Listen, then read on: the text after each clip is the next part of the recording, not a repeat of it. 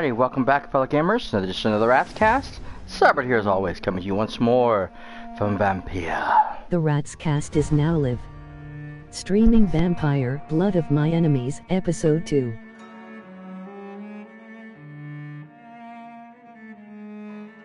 And you can't even get that word right.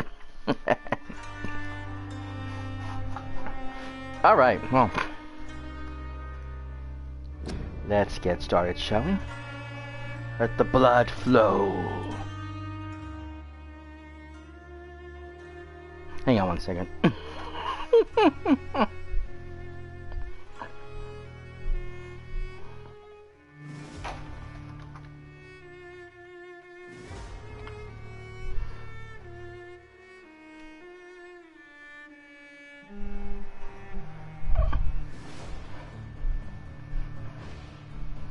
I got like no circulation. It's been kind of cold most of the day, so I've been keeping the doors, the windows and everything shut, but it's a little warm right now. So let's continue with night shift. Oh, so as you guys know, I play on the PlayStation 4, and today they finally revealed the PlayStation 5 UI, sorry. And I'm blown away. I'm amazed. It was absolutely beautiful. The way everything was set up, the card systems that, you know, gave you the ability to see what you need to do in a game, how much time you had in a specific area. That would be great for like a game like Crash, because it could sit there and tell you, you know, what unlocks you need. Or not really just like Crash, like anything that you have to do that, you know, say you had to save the game because you couldn't finish it, and you can save the game at that point in time, like, I don't know. You know, but if you have like a specific mission or whatever that you have to do, and that will help you out a lot. Okay, so I'm here, and I'm still trying to figure out how to craft the,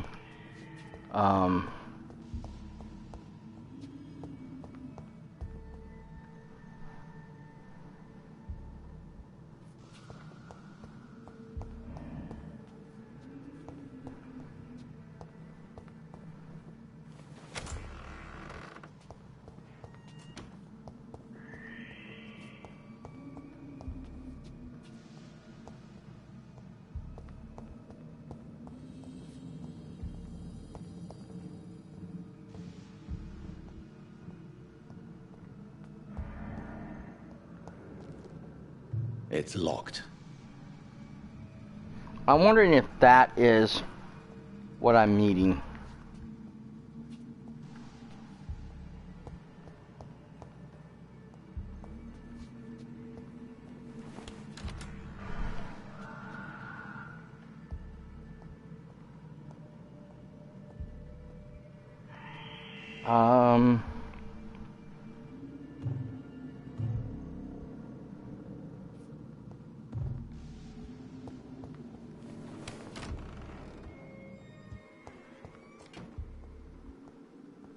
Can't heal myself at current.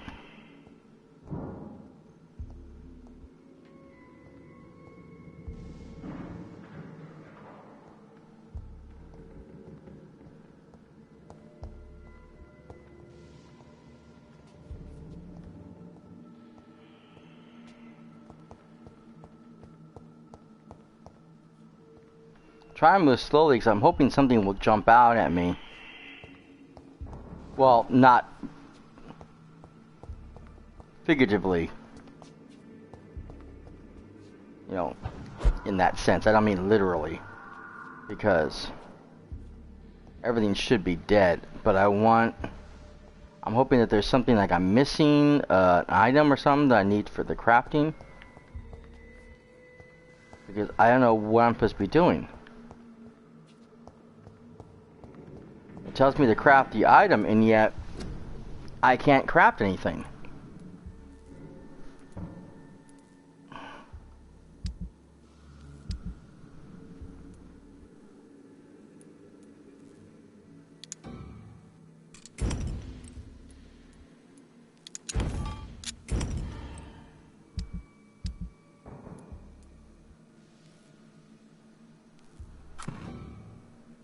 Oh, okay. So what am I supposed to be crafting? Oh, fatigue. Okay, so I need to do the one for fatigue. Okay, so I can't make any more of those.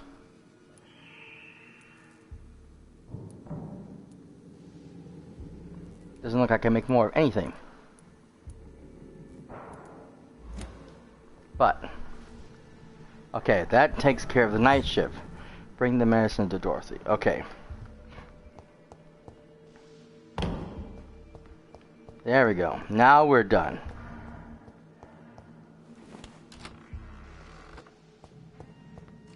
Hopefully I can get out of this crazy place.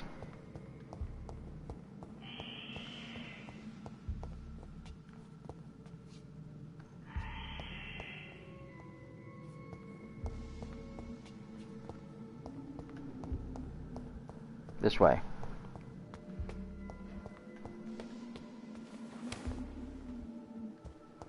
This game is a proverbial nightmare. I mean, that's the whole idea of it, right? Isn't it? Is that it's a nightmare?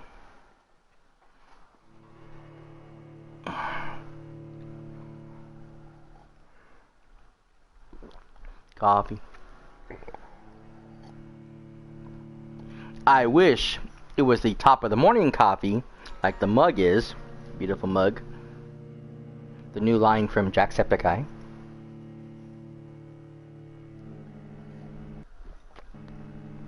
But, whoop, I spilled myself. I ran out of my supply a while back and I'm out. Dang it. Come here, you. Ice Billy. So, oh goodness, I'm wetter than I thought. We got a new game added to our roster, apparently. Dreams just announced their Halloween, Hollow Dreams event.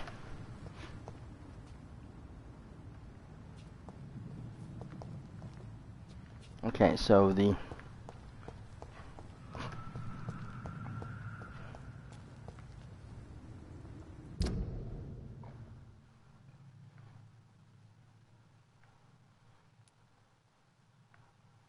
Why do I always have a custom marker?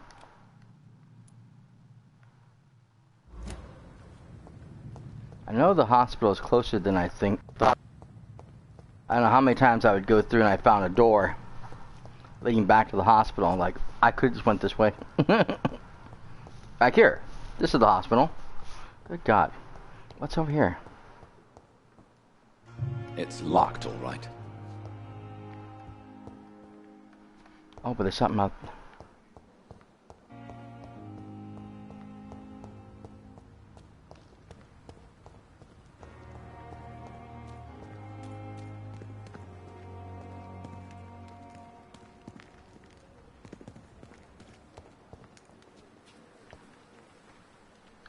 Good evening. I'm Dr. Reed. Always a pleasure to meet a colleague, sir. Especially when he was supposedly dead. A colleague. Are you a doctor too? Not anymore, sir. I used to be Dr. Rakesh Chadana. Now, I'm just Mr. Chadana, pawnbroker and humble guardian of this morgue. What do you mean, you used to be a doctor? Was your license revoked? No, sir. It is just that I like to be precise. I run a little pawn shop while taking care of the dead. But I used to be a real doctor.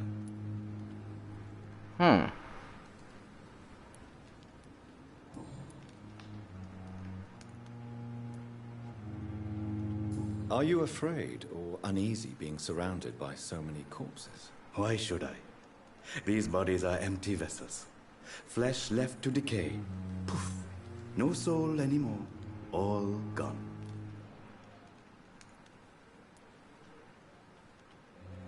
An interesting point of view. And quite an exotic one, too. Most people fear, or at least have a respect, for dead flesh. Sir, as a medic during the war, I learned to face my death and the death of others. It's the pain we have to tame, not death itself. Ah, good response. How did you get this job? After I left the army, I worked as an undertaker down by the docks. A dangerous place with many an unpleasant business there. Milton Hooks helped me get a job here. Ah. Have we met before? I don't think so, sir.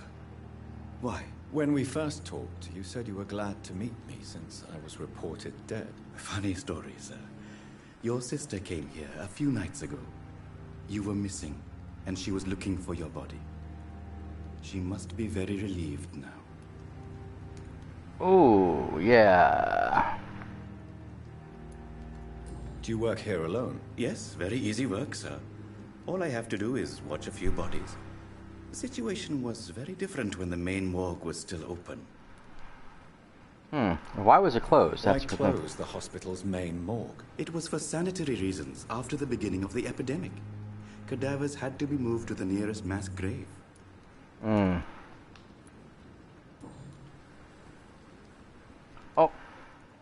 Wait.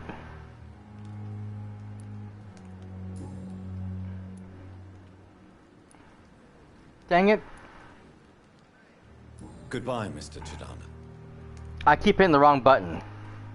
Good evening, Dr. Reed. Such a pleasure to see I'm used to hitting that stupid A button again. Do you work here alone? Yes, very easy work, sir. All I have to do is watch a few bodies. The situation was very different when the main morgue was still open. Why do you have to watch these bodies? Because these poor fellows have no names. We keep them in case someone comes looking for the missing. Sadly, very rarely happens. Pity?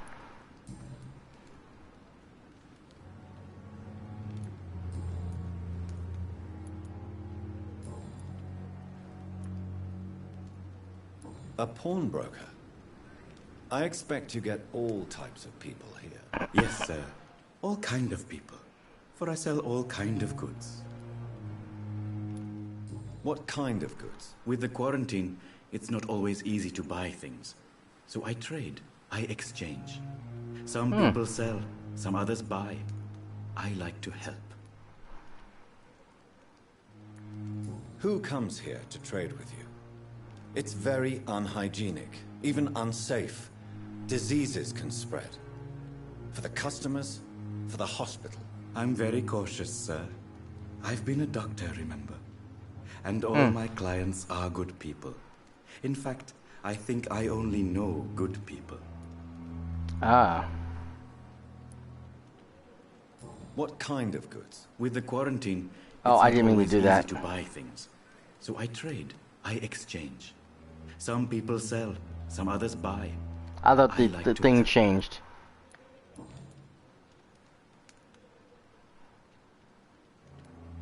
Since you're not afraid of dying, do you believe in life after death, Rakesh? No. I believe we must do all the good we can while alive. For our time is short, and the obstacles are endless. Do you think you would enjoy immortality as a concept? I don't think so. Don't mistake me. I love life, and I'd like to live a long life. But everything has to decay, sir. Even goodwill.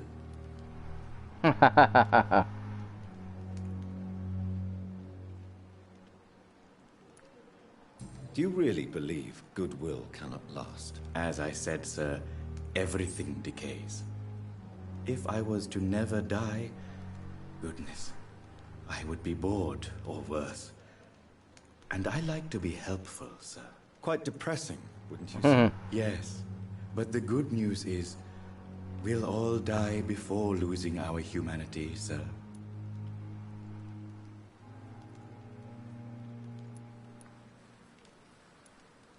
So you're ready to die? No, I am not. I don't fear death, for I won't see it. What troubles me is the pain my death will inflict to those I know. You're a wise man, Mr. Chidana. No, Dr. Reed, I am a foolish man. But I like to think otherwise.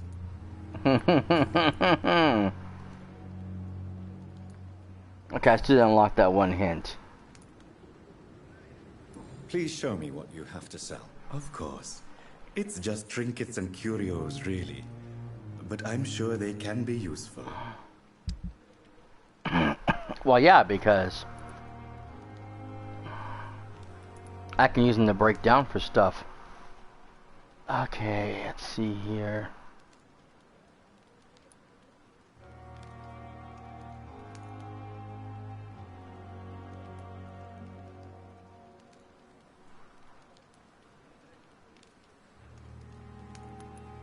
See, I don't know what I need. Wait.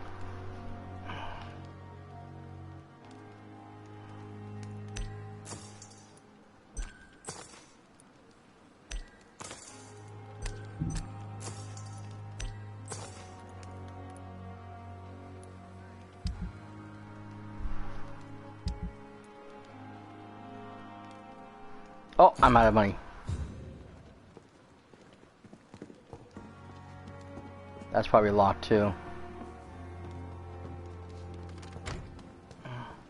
I'm sorry you ended up on my plain and cold medical bench, sir. It's locked. You must be very angry about this unfair situation. Hmm. I managed to arrange to have you buried in the same mass grave as your wife.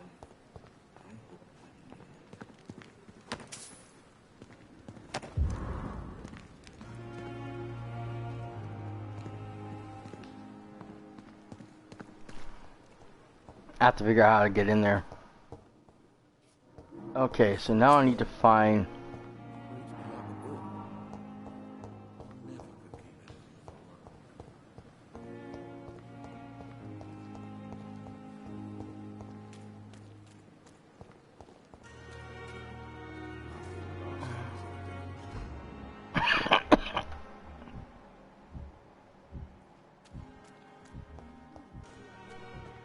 Unknown. Is there something I was supposed to look at?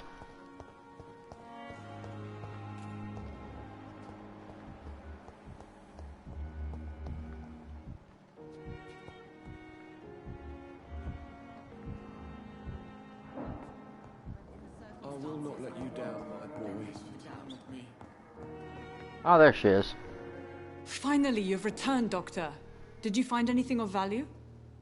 Yes, nurse. You've worked your first miracle, Doctor. Now, this patient here needs immediate treatment. Duty calls.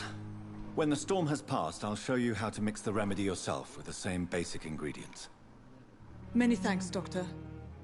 When you've finished, you ought to report to Dr. Swansea in his office. He's been looking for you. Seemed pressing. Right. Good evening, sir. Doctor. Good evening, madam. Can I help you? It's my son who needs you, sir. I'm Dr. Jonathan Reed. How can I help your son? I'm Beatrice Goswick, mother of Mortimer Goswick. Could you check on him, please, Dr. Reed? I've heard much of your talents as a physician.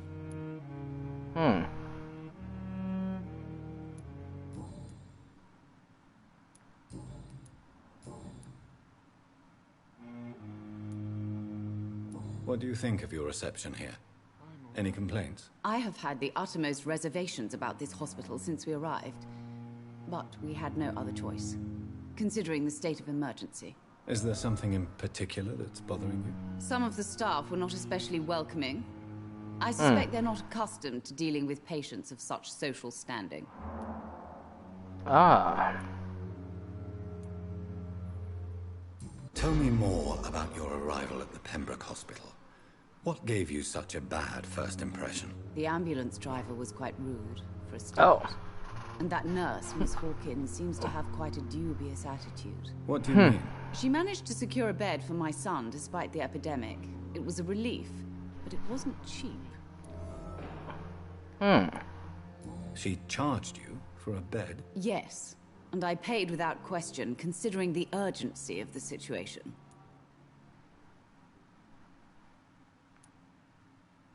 I share your concern, Mrs. Goswick.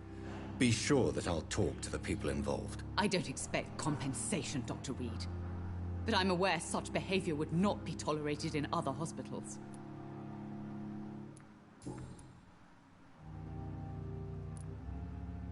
What can you tell me about yourself, Mrs. Goswick? Not much to say. Just take care of my Mortimer and I'll cover all the expenses. That's all that matters. Okay.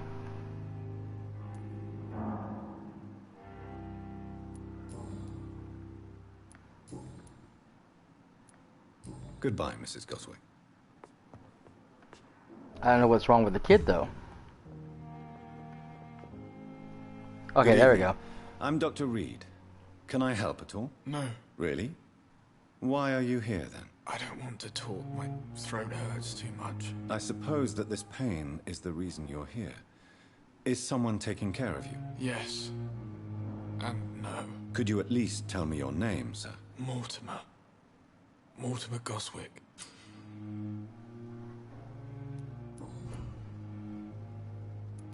Tell me about yourself, Mr. Goswick. I don't want to talk, Doctor.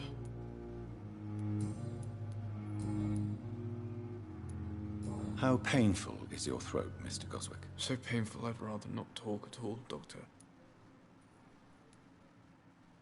I'm sure you realize a doctor and his patient have to communicate, sir. Would it help if I gave you some paper and a pen? Not really. I see. Then maybe it's not just your throat that hurts, Mr. Goswick. Perhaps your sore throat is just the consequence of something more hurtful. Yes, maybe. But I don't want to talk or even write about it now. Why did your mother have you hospitalized here? She seems convinced this is a bad hospital. My mother just wants the best for me. She won't rest while I'm here. She'd go all the way to hell and back to help me.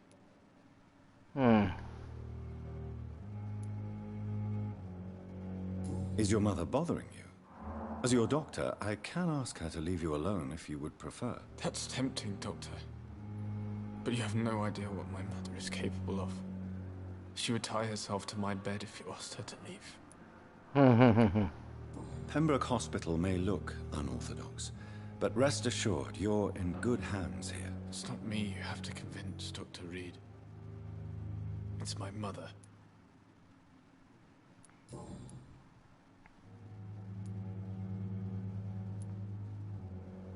Okay, I don't know what else to ask for.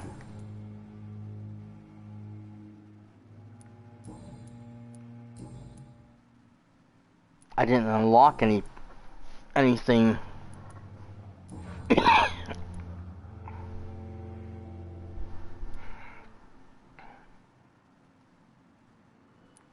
Why did your mother have you hospitalized here? She seems convinced this is a bad hospital. My mother just wants the best for me. She won't rest while I'm here. She'd go all the way to hell and back to help me.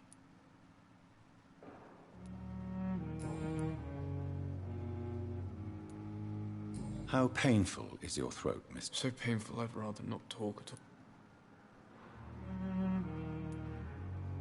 I'll let you get some rest then.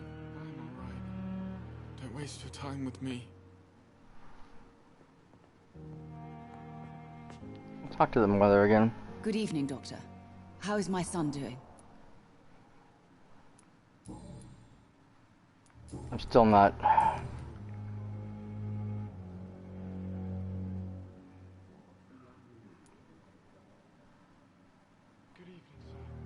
What can you tell me about yourself, Mrs. Goswick? Not much to say. Just take care of...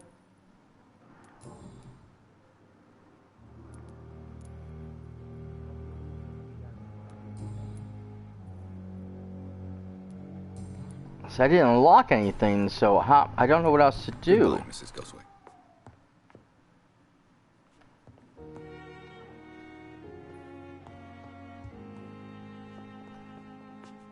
My sweet girl. Reads me like Dr. Reed, may I help you?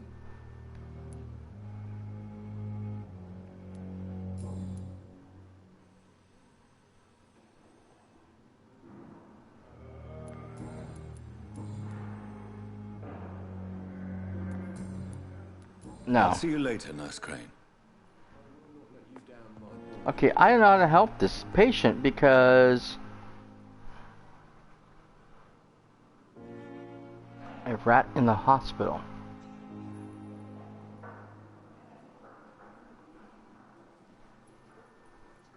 You always I'm need alright. words to calm the children. Don't waste your time with me. As for me, what a blunder.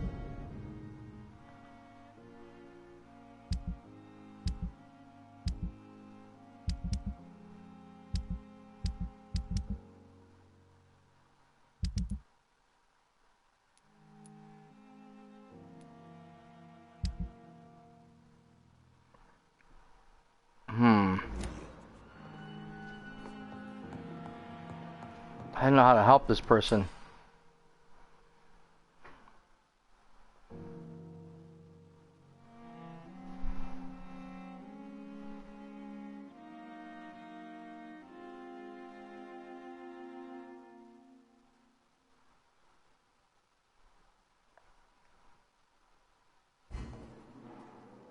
Oh, that's why it's doing that.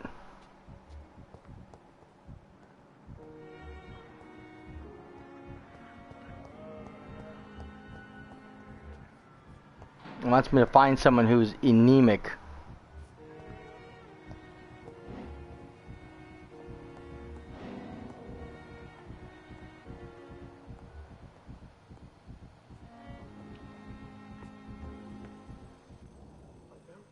I will not let you down, my boy.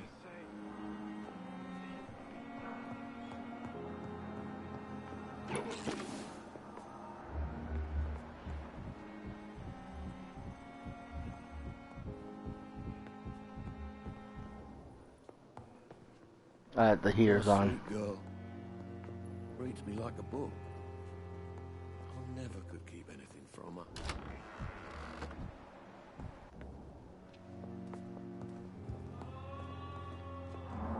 Now they're moving around.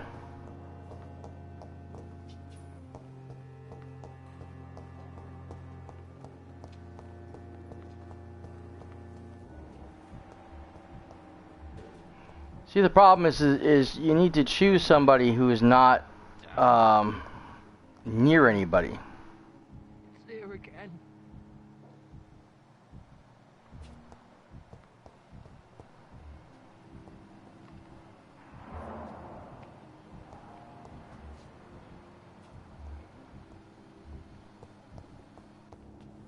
Fear and disgust on every street corner. The daily I'd have to be able to, oh, that's the one that's locked. I have to be able to attack somebody who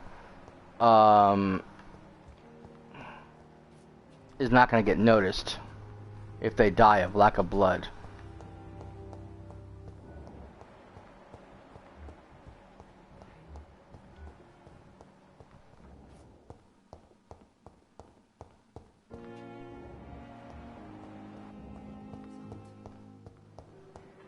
Okay, well.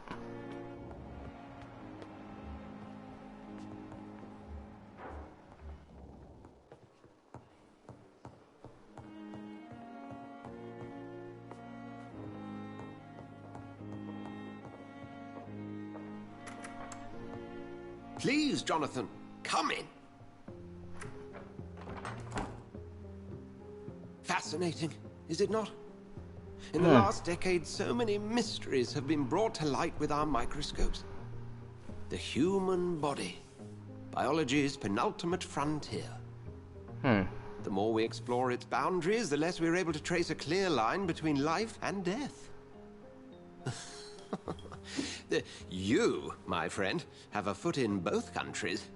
The view must be vertiginous. It's at least as vertiginous as chatting about vampires with you, I would say. This must be all so new to you.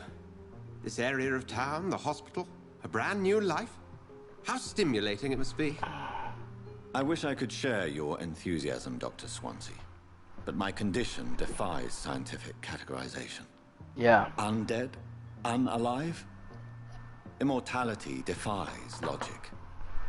I cannot express my thrill at this serendipitous turn of events. The world's most eminent specialist in blood transfusions, a vampire. One might say a gift from heaven. How do you get? I'm a dead man. I was murdered. Now I'm a murderer. Tell me how this is a gift. Forgive me.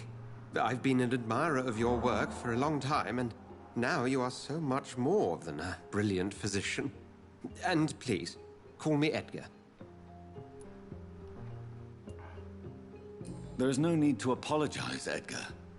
You offered me sanctuary when I had none. Very well. I have a task for you, Jonathan. Something that will require all your newfound skills. Please, go on. The Pembroke only survives through the generosity of our benefactors. Unfortunately, our main donor has found herself in a bit of a bind. Now, if you could help her out... A spokesman or politician is what you need. That's not my calling. And until I come to understand what has happened to me, I require discretion. Discretion is in order, Jonathan. Lady Ashbury has recently received rather indelicate correspondence that, if revealed, would jeopardize her position. And you would like me to eradicate this threat? By the stole, of course not. I would just like you to pay her a visit. Her ladyship is certainly near the tents outside, tending the sick. You can't miss her. Look for someone impossibly delicate. Accepted. I'll see what kind of trouble Lady Ashbury is in.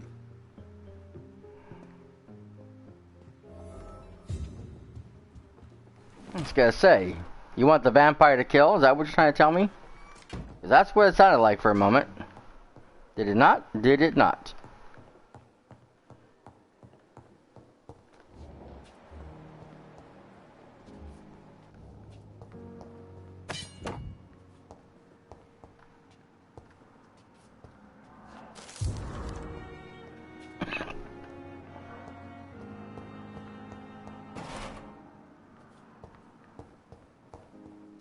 I gotta find stuff I could use to break down.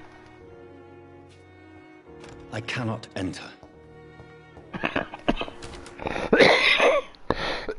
Excuse me.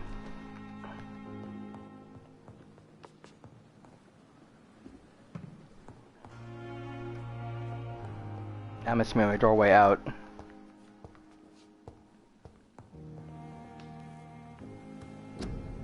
Let's see here. Oh, I can make another one. No, I can't. Oh, no, wait, I'm not done yet.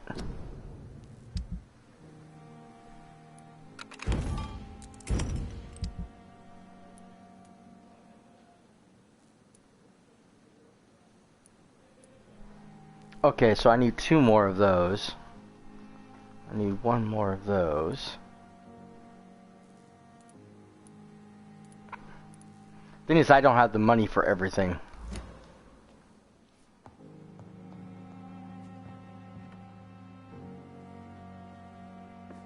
So this must be my way in and out.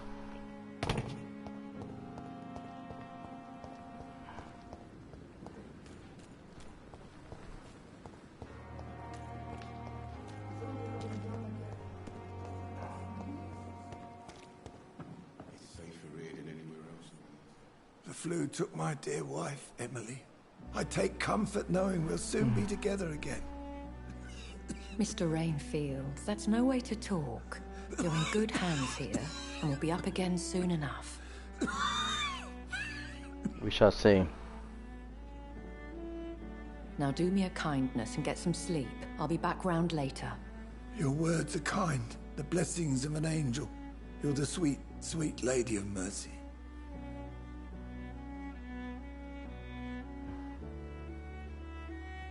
Good evening, Dr. Reed. It's a pleasure to see you again. You seem surprised. Dr. Swansea has brought me up to speed concerning your recent appointment to Pembroke Hospital. You're a the lady who saved me that night, before vanishing into thin air. I remember you from the pub with Dr. Swansea. Indeed. Allow me to introduce myself formally this time. My name is Lady Ashbury.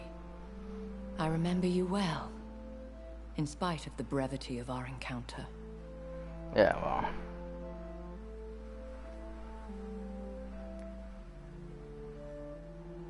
Apologies. You've taken me by surprise. I'm very happy to see you. The pleasure is mine, Doctor. I hope hope you're more disposed to answer my questions now. You must have countless questions, but our rather urgent matter first. Swansea has explained. My cover, if you prefer, has been compromised.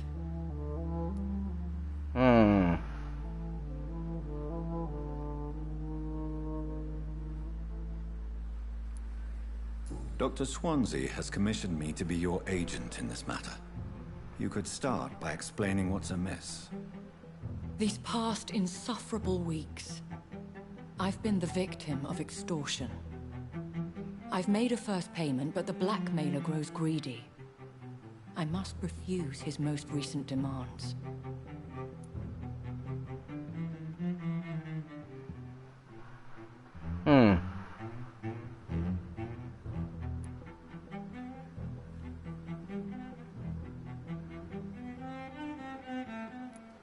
Please continue. I'll let her go on. Every detail is essential. I'm your man. My embarrassment in this matter is eclipsed only by my shame at having put the hospital at risk. The threat from our anonymous scoundrel is clear. A list of dates. My visits coinciding with the dates of suspicious patient deaths due to massive blood loss.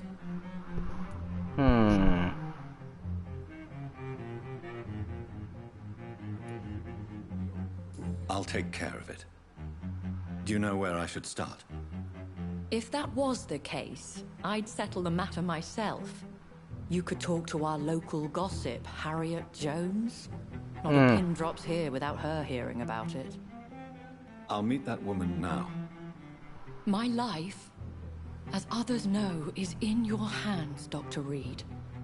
I'm sure of your discretion, but I do fear your powers of persuasion will be put to the test. When this is resolved, I'll be your obligé. I'll answer all questions in regards of your condition.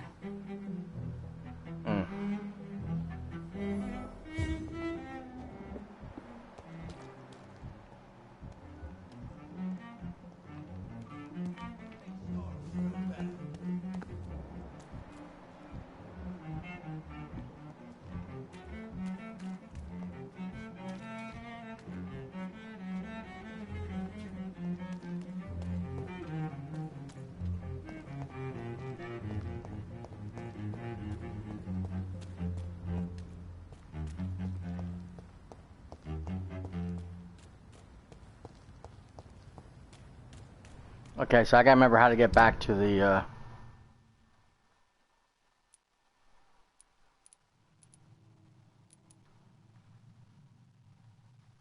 White Castle.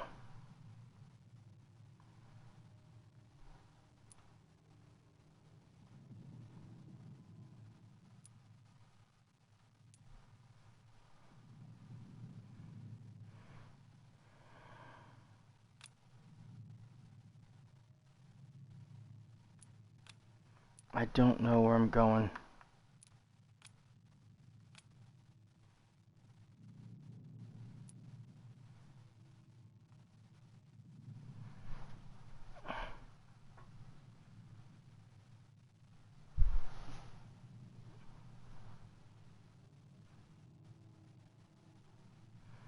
I don't know where these people are. Okay. Let's use the vampire sense, see if we can figure out who's who.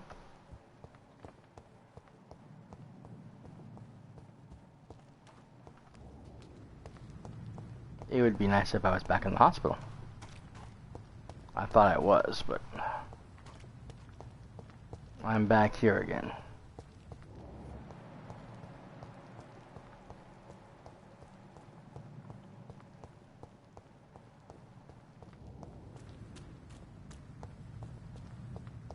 Oh.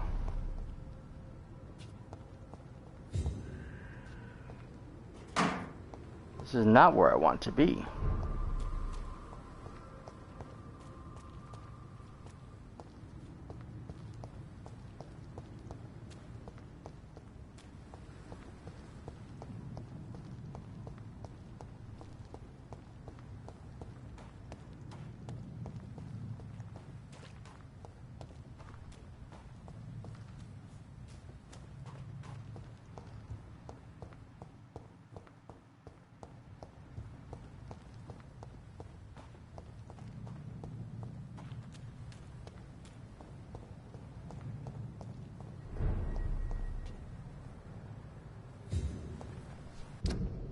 How did I get so far away from where...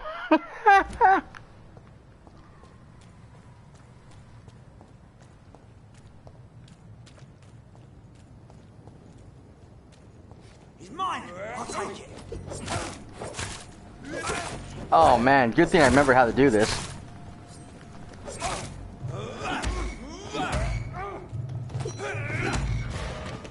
Over there! There's one of them vermin! Filthy piece of shit! I'll take his head!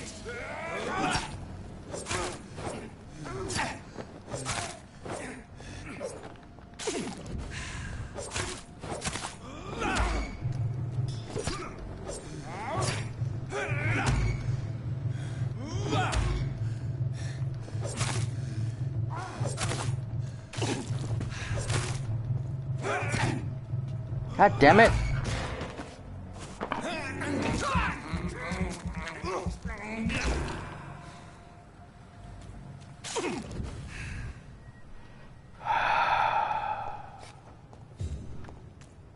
I went the wrong way.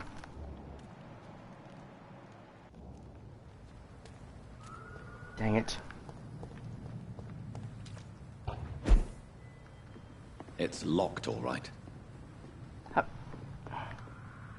How is it locked?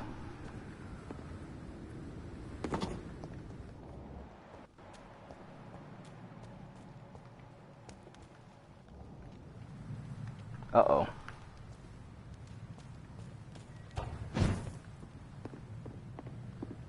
It's locked. Shit.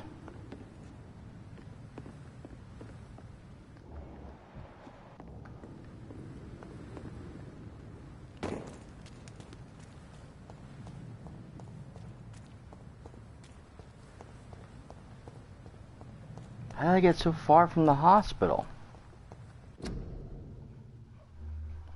I mean, I didn't go that far. Okay, I need to turn around. I'm going the wrong way. Oh, stop doing that.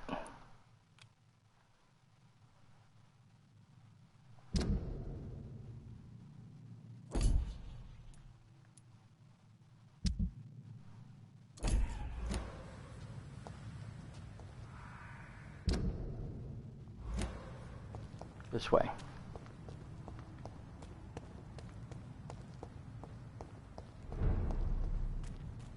Okay, now I'm back at the Pembroke. Like, how did I get so far away from everything? Okay, so now we need to figure out. Really? There's Dr. Tippis. Good evening, sir. So it is true. The famous Dr. Reed has joined us. I can't think of any better news during these terrible times. Do we know each other? Actually, yes. We met once before, at the Rockefeller University in New York. Dr. Tippett, yes, I remember. I was assisting Professor Carell in his research about coronary bypasses. He had nothing but praise for you. He was also very confident about your future. And look at you now. Eminent surgeon and blood transfusion specialist.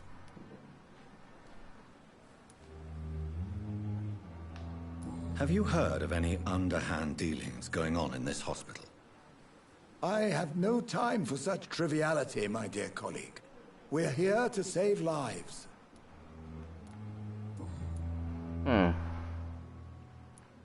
What is the Pembroke Hospital situation? And please, speak freely. This hospital is not exactly the best of London. I'm sure you are used to working in a better environment.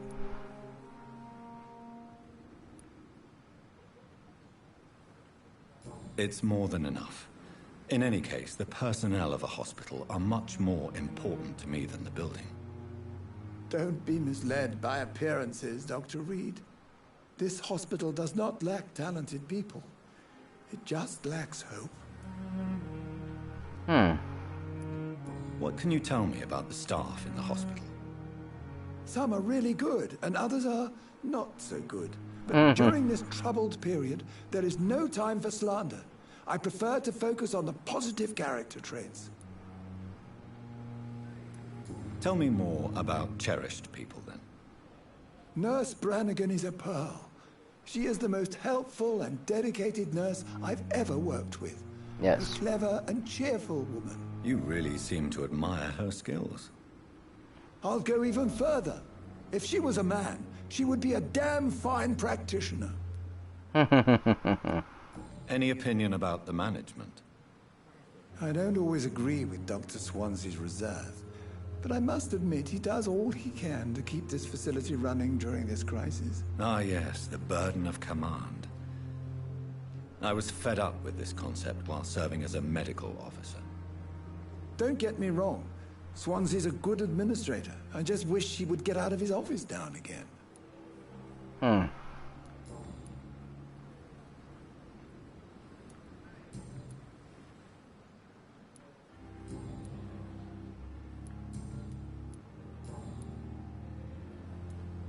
Corcoran, I want you to tell me about Mr. Connor. How did he die? What happened? He was my patient. He died because of my mistake. That's the blunt truth. What was the nature of the mistake? It was a twofold error. My diagnosis was wrong, and the administered dosage was too strong.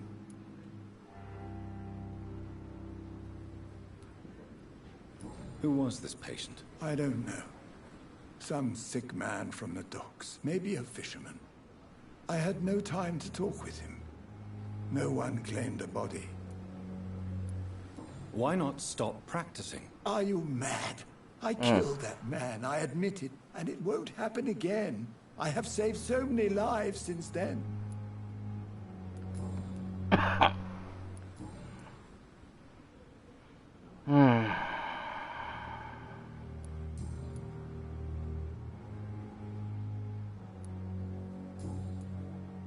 Goodbye, Dr. Tippett.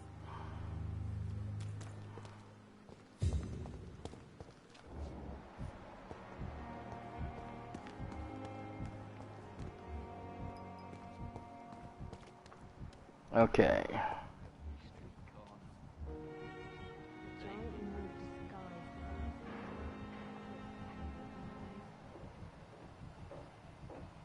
I'm really sorry, sir. I'll be back in a couple of minutes.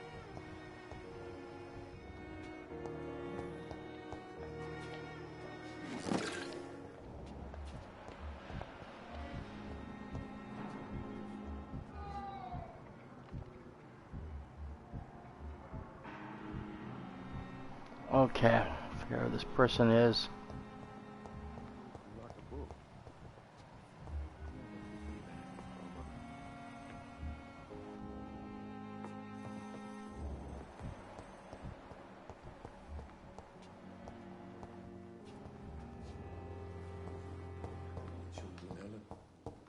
As for me, what? I mean, apparently she's in this area, but I just don't know where.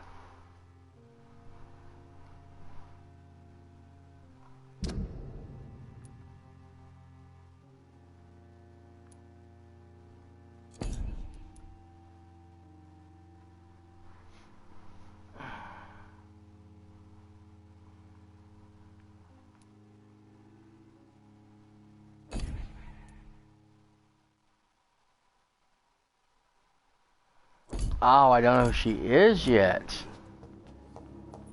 So she could be any one of these unknowns.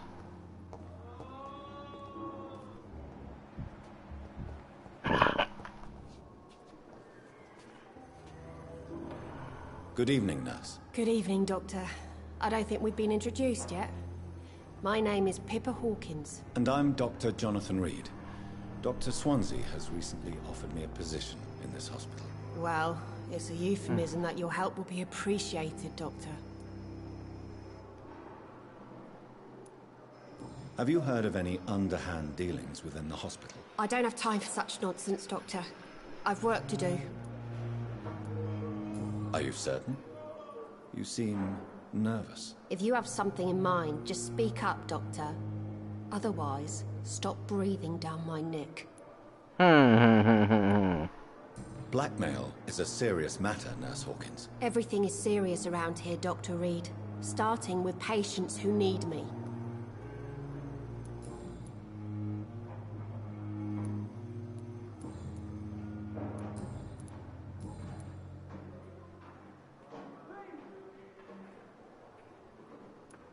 How would you describe the situation at the Pembroke Hospital? It's serious. The flu is wreaking havoc amongst the staff and patients. We are running out of everything.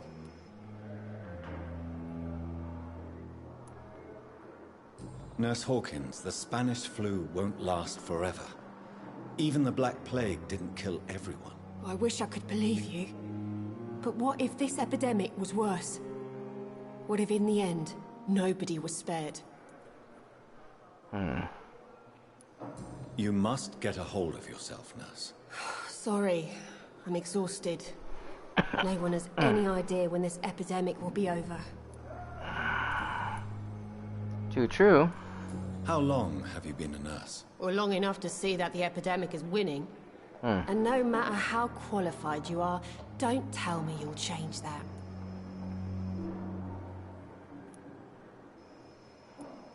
You're right. When dealing with such a terrible disease, one must remain humble. But that doesn't mean we shouldn't try our best. Sorry, Doctor. I don't want to sound bitter, but I'm just too tired to give a pep talk like Nurse Brannigan.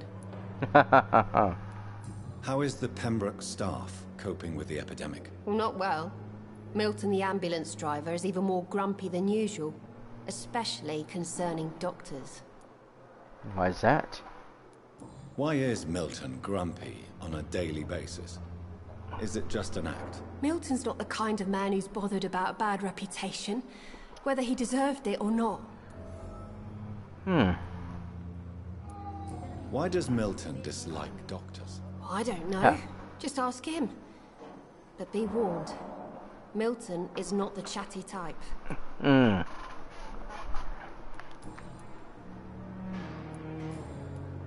I don't think we got any information out of her, yeah, so. Goodbye, Nurse Hawkins.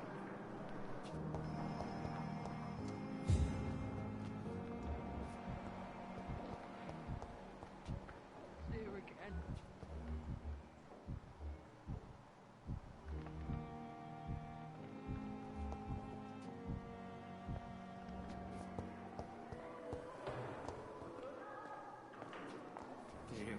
Good evening, miss. I'm Dr. Reed, the new surgeon at the Pembroke Hospital. And who are you? Your name has no meaning to me, mortal. You're nothing but dust blown by the winds of eternity. I beg your pardon? What are you begging for, mortal? My clemency? Well, tonight maybe I'm inclined to mercy. You'll never forget the night you met Thelma Howcroft. You keep calling me mortal.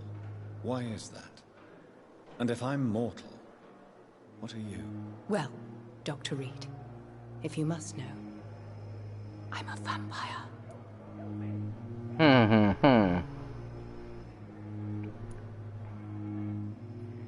Have you heard of any blackmailing going on within these walls? I have no time for mortal games. My secrets are beyond their comprehension, Dr. Reed. And why do you believe you're a vampire? I don't need to believe anything. It is what I am. It is what I feel within this hollow shell of flesh. Please, describe to me how you feel. What is it like to be a vampire? I can hear my body crumble from the inside as my flesh cracks and fades. I sense the last pulse of postulant blood within my drying veins. I need new blood. Ah. I see. Have you ever heard of Cottage Syndrome, Miss Howcroft? Never. It's a mental illness discovered by a French neurologist named Jules Cotard. The affected patients are delusional. They believe that they are putrefying, that they are dead, a ghost or a ghoul, or in your case, a vampire. Delusional, you say? Ugh, sad and petty mortal. You can't even begin to understand the concept of immortality.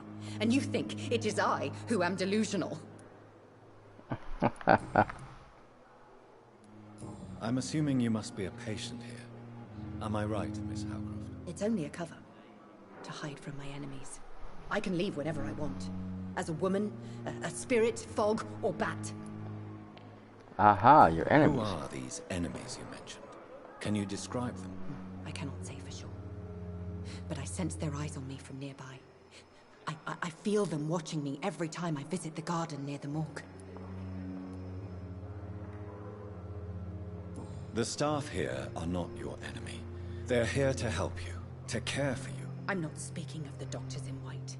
I'm speaking of the men and women who hunt me, for I am a vampire. I see.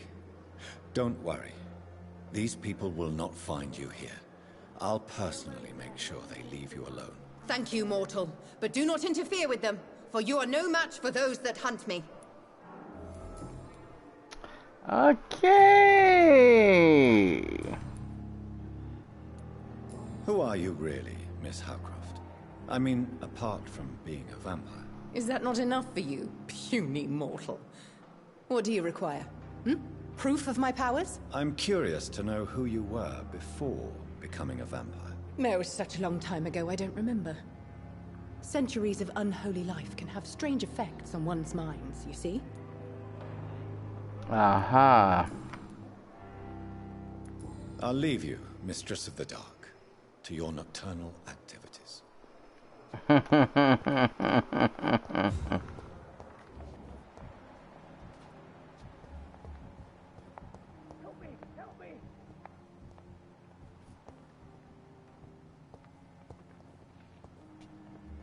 Okay, we went the wrong way again.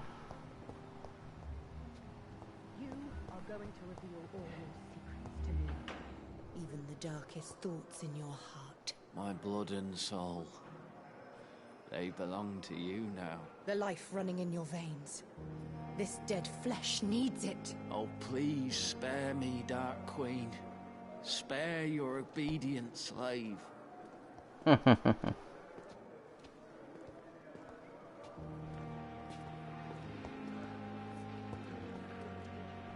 Good evening, Dr. Tippett. Dr. Reed, any good news to share? No, Goodbye, unfortunately. Dr. Tippett.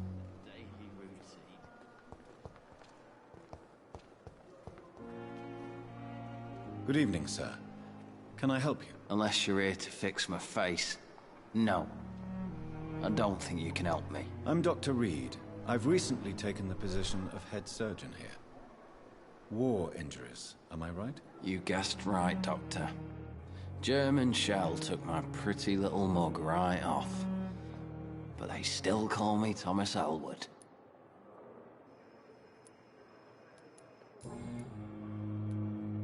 How close are you to Miss Hawcroft? Are you aware that she thinks she is a vampire? To wait for her next nibble is the best reason to stay here.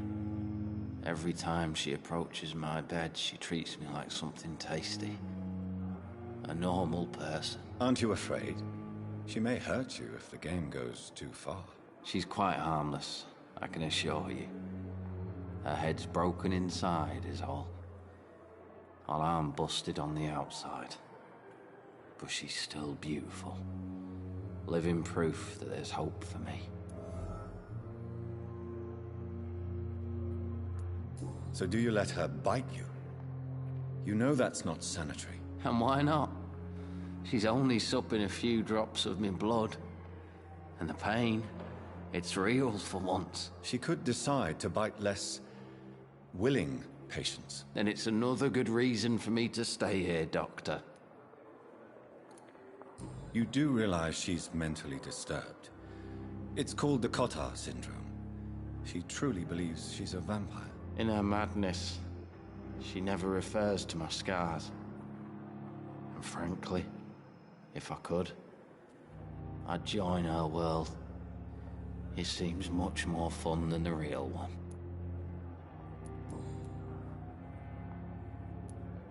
Where were you stationed, sir? Did you serve for long? I really don't want to talk about all this shit. No offense. I was pushing too much. I served in France myself. I just wanted to know what happened to you. You were an officer, weren't you? Then I doubt we fought the same war, sir. No offense.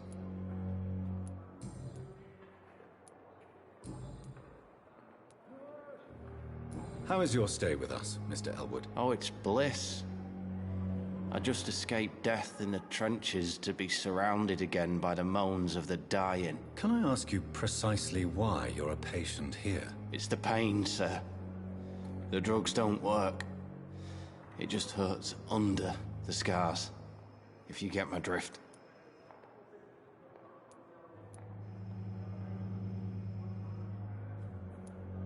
Who is treating you? Is someone in particular looking after your case? Nobody since the old and tired doctor spoke to me. Started to think I was forgotten about. Wouldn't blame you. You don't seem worried by that. My face hurts so much more when I smile or cry. I've learned it's easier not to speak. But be assured I'm smiling inside. Can I do anything for your pain? Nurses gave me a bunch of pills. No effect. Told you. It's like the flames are under my skin, burning away.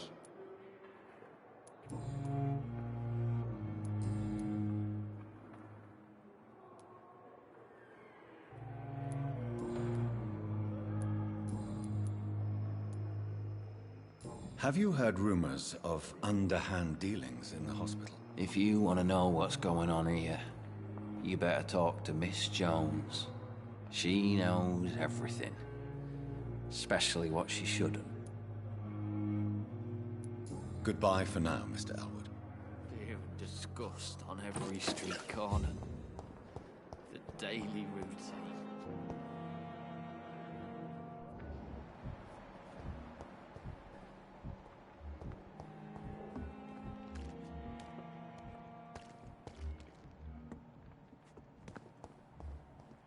Pembroke is still standing up to this epidemic.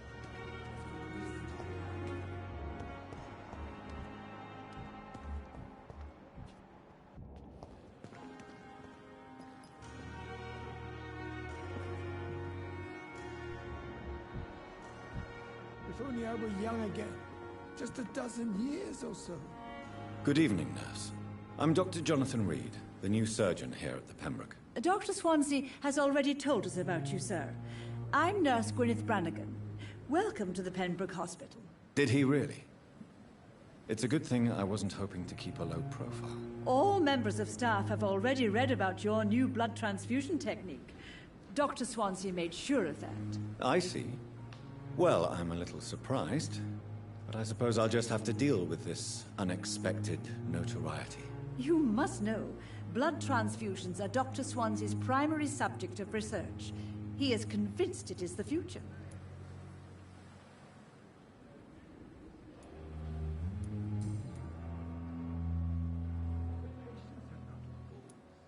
Why does Dr. Tippett claim you're the main reason he keeps working, despite his fatigue? If it wasn't for him, I probably would have left the Pembroke years ago. Dr. Tippett does not think of you as just a nurse anymore, does he? If you're suggesting he's not taking my gender into consideration when it comes to medical practice and knowledge, I really hope he doesn't. Tell me what Dr. Tippett did. I know his mistake caused a patient's death. If I had not covered up his error, Dr. Tippett would have been fired from this hospital. I could not let that happen. You can't allow your emotions to dictate your conduct concerning patients, Nurse Brannigan. Look around you, Dr. Reed. Do you really think we can afford to lose a brilliant practitioner like Dr. Tippett in our situation?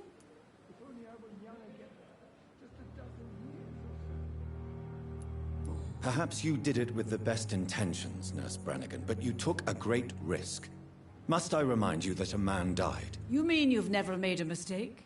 Never covered your tracks? Come on, Doctor. I wasn't born yesterday.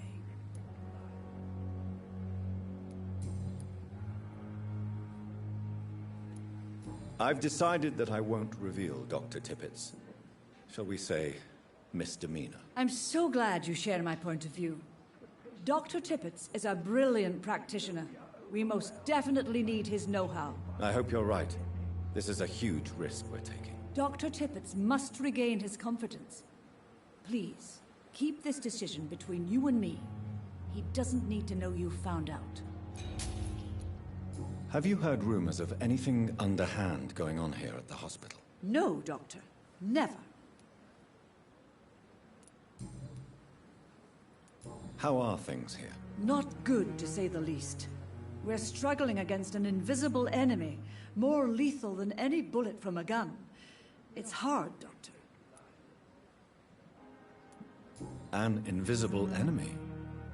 Quite a poetic term for a disease, especially from a nurse. Sorry, Doctor. These last few weeks have been exhausting. We could all do with a good night's sleep. Do you think this hospital can survive the epidemic? We are all volunteers here, and we're trying to hold fast, but how do we beat an invisible killer? Some nurses have already resigned. I'm not familiar with all the staff yet.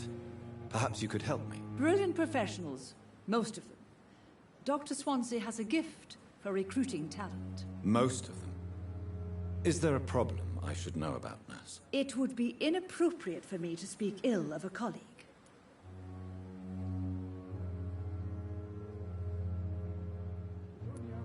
Nurse Brannigan, if you do know something, please tell me. Anything you say will be held in confidence. No.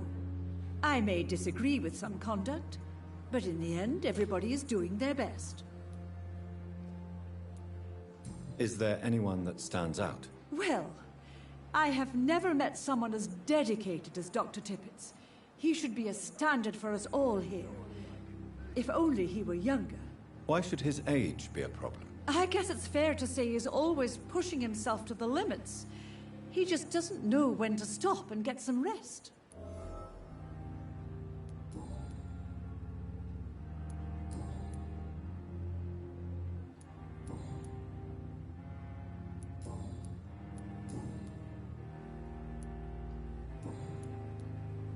Goodbye, nurse.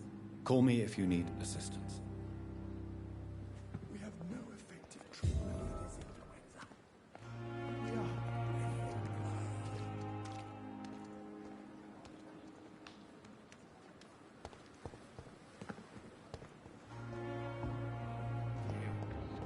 on every street corner. Daily They lack the resources, but we have some of the most brilliant minds in London at Pembroke.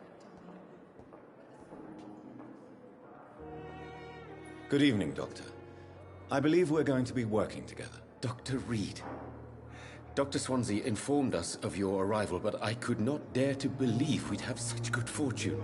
Such an honor, sir. Thank you. And you are? I am Thoreau Strickland, Dr. Thoreau Strickland. I'm a great admirer of your work, Dr. Reed.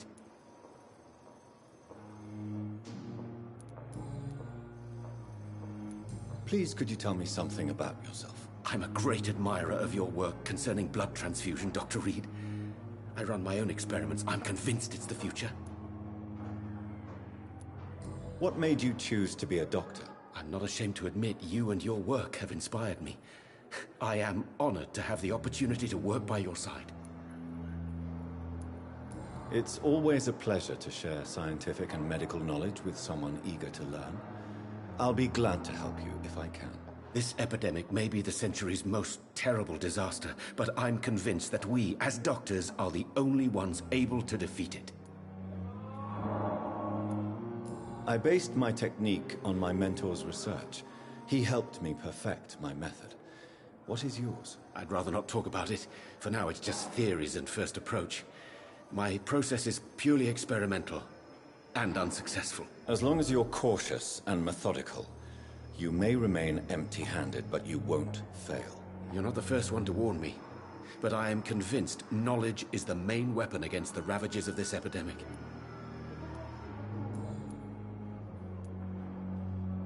What can you tell me about the Pembroke? Well, it has always been an honor to work with Dr. Swansea. But with your arrival, I can't think of a better opportunity to learn about blood transfusion. You seem quite optimistic. It's a rare and precious attitude in these difficult times. I'm convinced that this epidemic is a test of endurance and dedication for us men of science. Questions remain about our capacity to resolve the situation. True, true. Last summer, during the first wave of the epidemic, I used to joke with Milton about the extra work. We're not smiling now. Do you need help with anything in particular? Well, yes, maybe. I'm waiting for a batch of products I ordered for my personal research, yet my supplier seems to have vanished. Do you want me to play the errand boy for you? Oh no, Dr. Reed. But if you went personally to his shop, what with your reputation and all, he wouldn't dare to refuse the products I need. I see.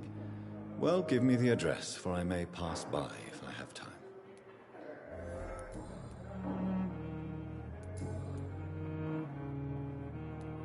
Goodbye, Dr. Strickland.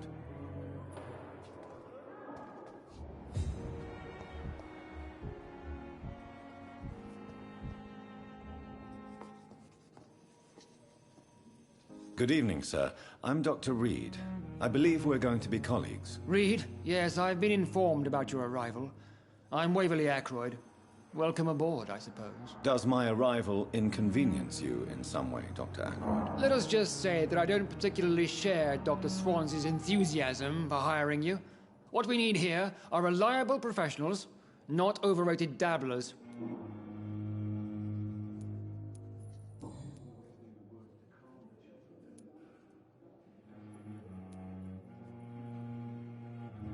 I don't know what you've heard about me, but I have already proved my value as a practitioner. I don't question your skills, Dr. Reed, but your motive.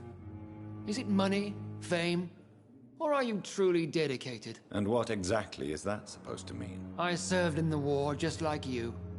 But unlike you, I did not use the wounded to play the modern sorcerer. Be careful what you insinuate, Dr. Ackroyd. I only want you to admit you used those men to improve your theories. This is ridiculous. My blood transfusion technique saved many lives, and you know it. You see? That is exactly what I hate about people like you. You avoid this kind of accusation instead of facing reality. It seems you have bad memories of your military service. I refuse to see this industrial slaughter as scientific progress. War only reveals the worst in men. We can at least agree on something, Dr. Ackroyd.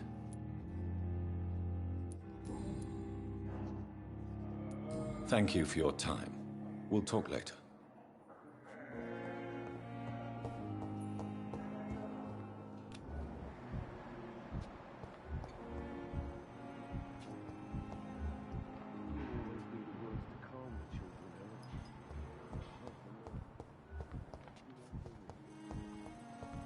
Thelma Howcroft said she was being watched by vampire hunters. Where are they hiding? I should investigate.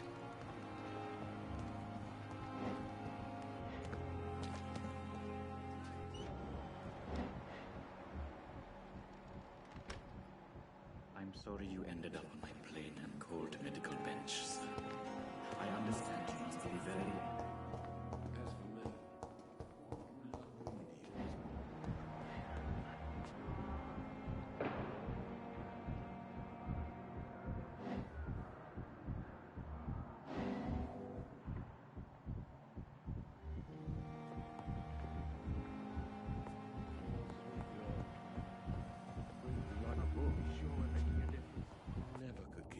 from her.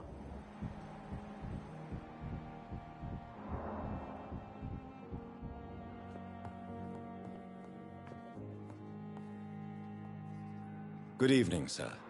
I'm Dr. Reed. May I help you? I don't know if a third opinion is needed.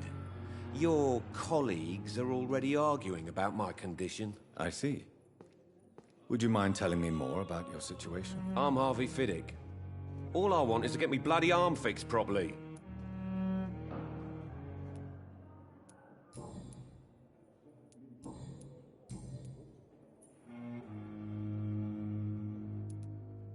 Tell me about yourself, Mr. Fiddick. I'm just a regular guy waiting to get his arm fixed, so I can return to work and to my family. I was more curious about what you were doing before being hospitalized. I'm a carpenter, and a good one too.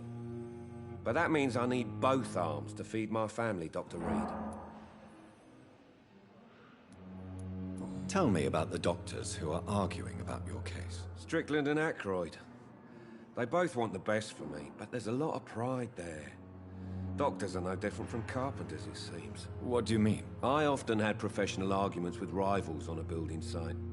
Difference is I disagreed about wooden nails, not flesh and bones.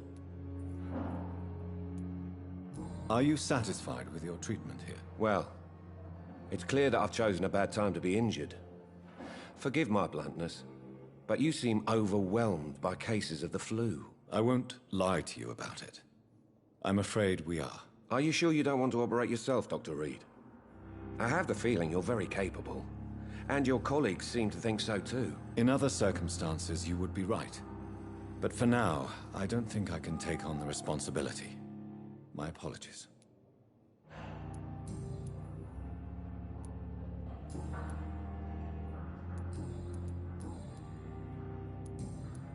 Goodbye for now, Mr. Fiddick. I'll see you later. You always knew the words to calm the children, Helen. As for me, I cannot enter.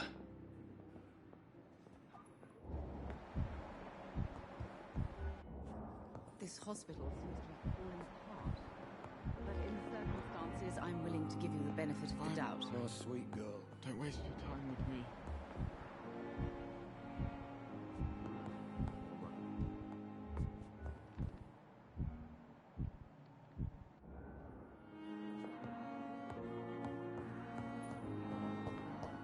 I will not let you down, Mum.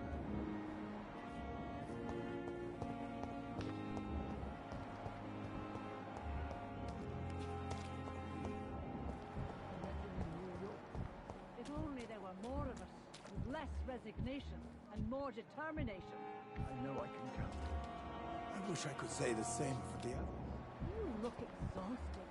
You're pushing yourself too hard. Another night with the glorious battalion of Pembroke. This hospital alone? Good evening, sir. I'm Dr. Jonathan Reed. I'm new here. I've already heard about you, Dr. Reed.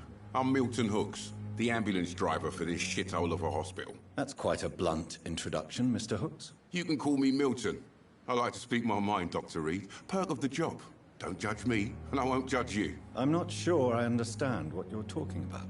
Well, I'm no doctor, but I'm pretty sure a gun can't be used as a surgical instrument. You have a keen eye. I learned to shoot during the war, and have carried one ever since. Old habits die hard. No need to explain, Dr. Reed. And if you ever need a better gun, remember, I may have something for you.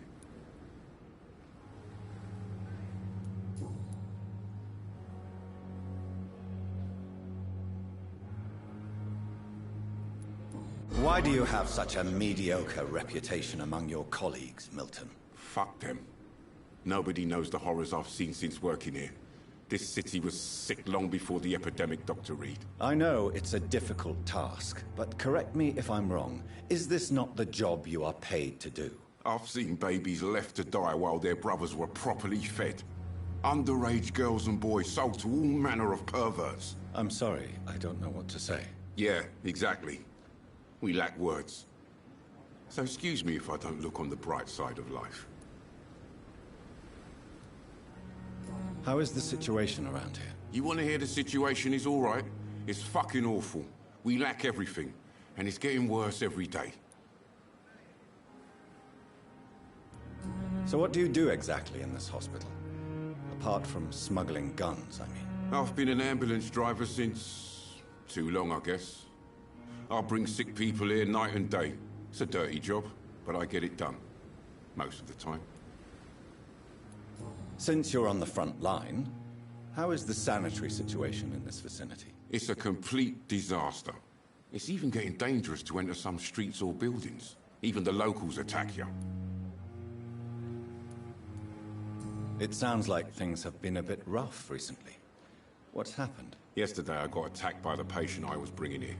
I escaped through the hospital's garden, but I lost my wallet when I was running. You left an infected patient outside the hospital?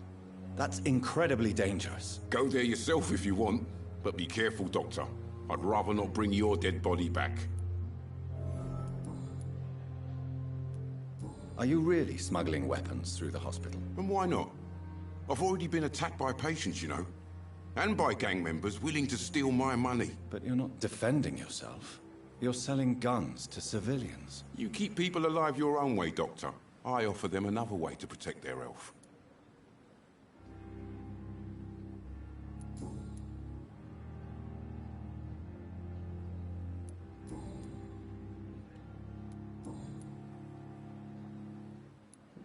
Have you heard of any underhand dealings going on in this hospital? There are a lot of secrets round here.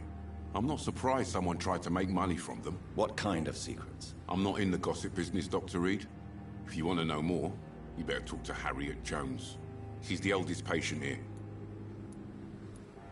I'd like to see your goods. Wise choice, Dr. Reed. A reliable gun is what everybody needs these days.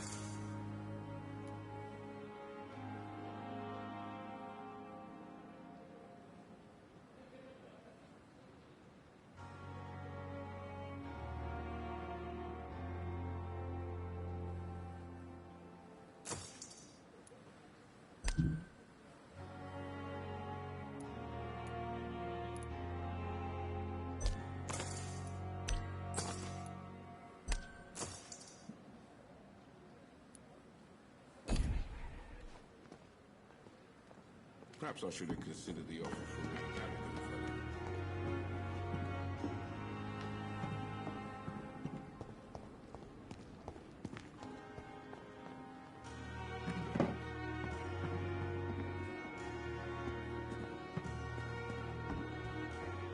See you again.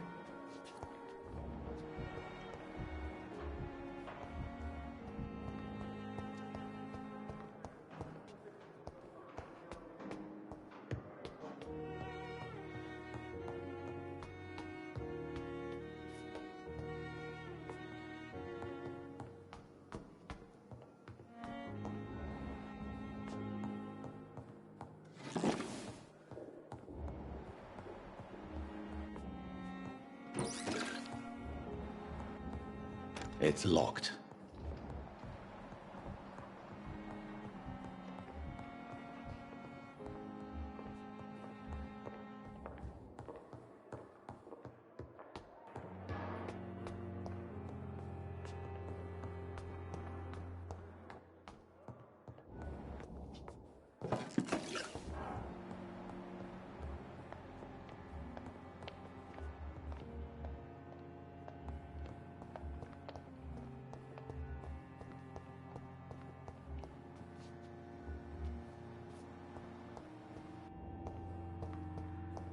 It's locked.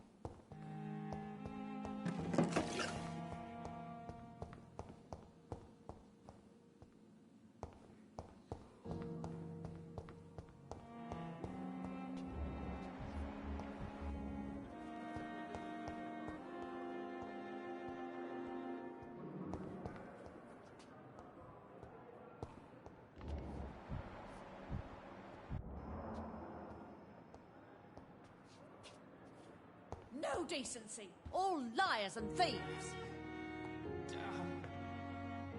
What? What? What is this? Who are you? Get out of my room. There's no need for alarm, madam. I'm Dr. Reed, the new surgeon. Preposterous. Dr. Reed, you say? I don't want some bumbling intern. Where's Dr. Swansea?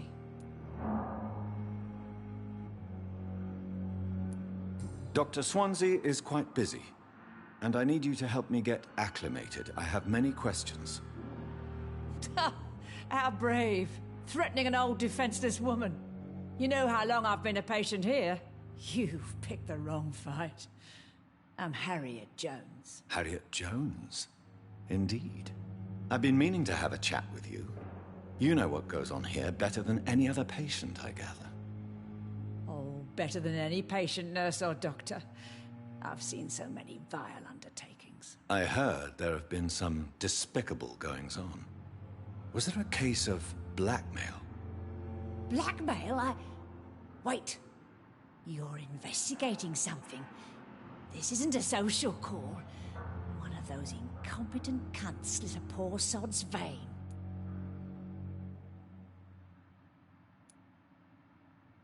I assure you, madam, this is not an investigation into a possible medical error. Debauchery, then? Nurses Crane, Hawkins, Brannigans, whores, all of them. They can't keep their legs shut. I've seen them scratching slutty sores. Really? Well, if you have irrefutable proof, I'll not have the staff behaving in such a manner here. This is your business, Doctor, not mine. But I swear one of the nurses is cavorting with some man on hospital hours. Thank you for your time, Miss Jones. You've given me something to go on. See you on the next round.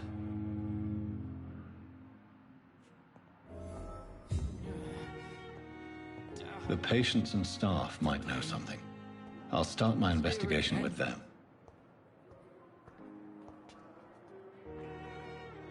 Good evening, Nurse Hawkins. Good evening, Dr. Reed. What can you tell me about the strange man visiting one of the nurses during her shift? Let me guess. You spoke with that old shrew, Harriet Jones. Do not pay attention to her, Doctor. She's full of fanciful tales.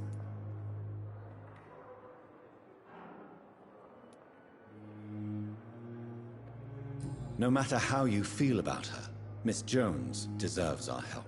Who says I don't care for her? Hate is what keeps that old crone alive. She could have been telling the truth about the mysterious man. That old witch will end up in hell soon enough. Who cares if a nurse finds some happiness where she can?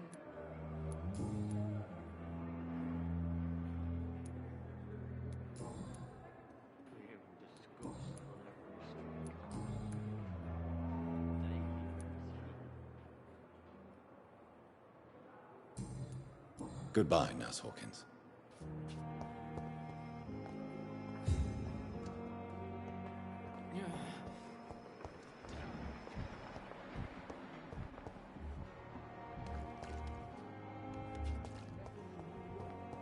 If only there were more of us, with less resignation and more determination. I know I can count on you. I wish I could say the same for the others. You look exhausted. Another You're night with pushing the yourself Grants too Battalion hard. in Pembroke. You don't have to bear the burdens of this hospital.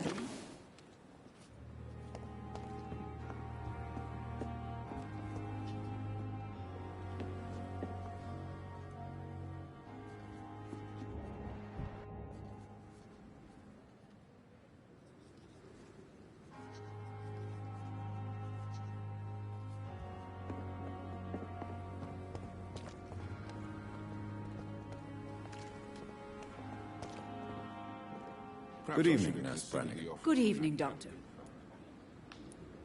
Have you seen a strange man visiting any of the nurses here? I've never heard of such a thing, Doctor.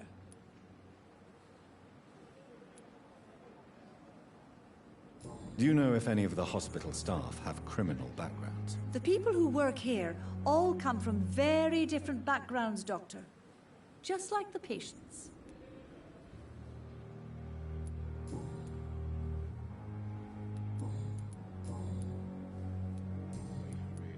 Goodbye, nurse. Call me if you need assistance.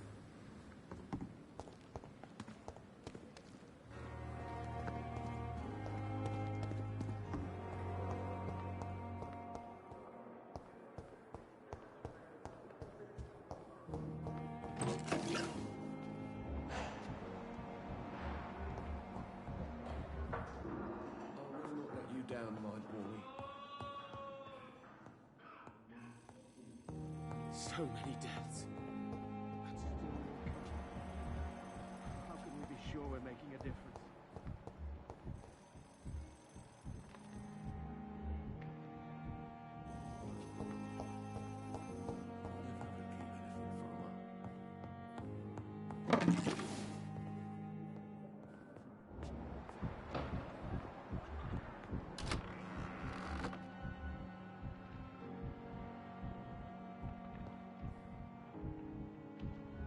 How long must I wait, damn it? Blaming me will not further your agenda, sir. How long's it going to take to fix me properly? A month? A year? You have the right to disapprove.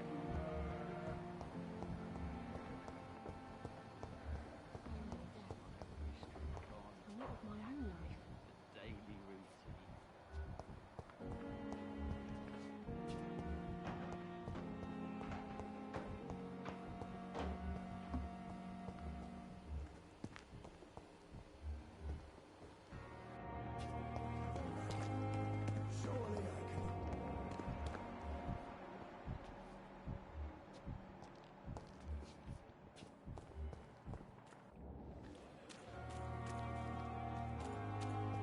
Is this supposed to be an hospital? Good evening, Mr. Cox. Dr. Reed. Still working at night, I see. I like that. And why is that? People who don't sleep at night always seem more alive to me. More interesting, one way or another.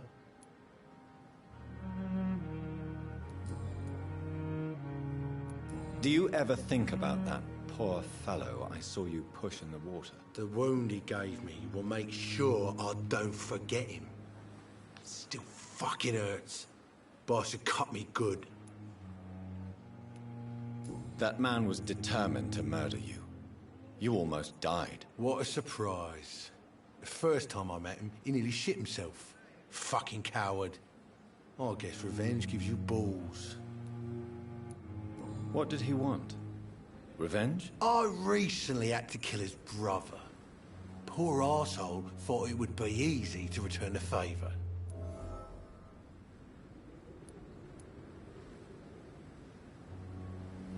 Only the strongest survive, then? Survival at all costs. Is that all you think about? I'm the toughest bastard you'll ever meet, Dr. Reed. And I don't give a fuck what you think of me. How is your hospitalization going, Mr. Cox? This is a shitty place with shitty staff. But as long as I'm treated all right, I'll be fine. What's wrong with the Pembroke staff? That bastard you sent to bring me here, Milton. I thought he was going to break all my bones before I reached my bed. I see. Any other smart comments? The nurses aren't too ugly. Especially that foxy one, Nurse Crane. Pretty brunette, tough attitude, all like that. What's wrong with the hospital? Come on, Dr. Reed. The place is a dump. Smelly, sad, and dirty. But you're alive thanks to the efforts and dedication of the staff here, aren't you? What are you expecting, a medal? I thought that saving lives was just part of the job. Must be an unsatisfactory profession at this time, I'm sure.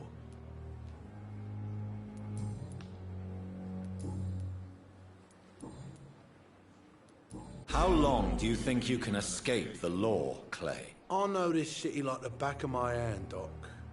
I know its streets, who to pay, who to avoid, and who to bully. I won't get caught.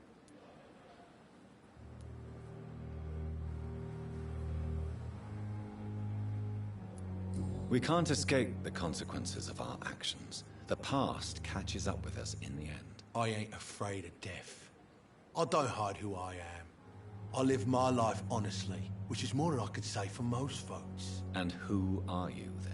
I'm the leader of the Wet Boot Boys. One day I'll leave this shitty place and punch in the face all who thought I would not come back.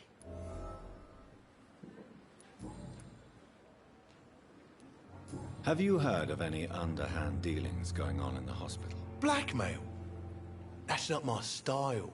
Too risky. The black market, though. Now that's where the money is.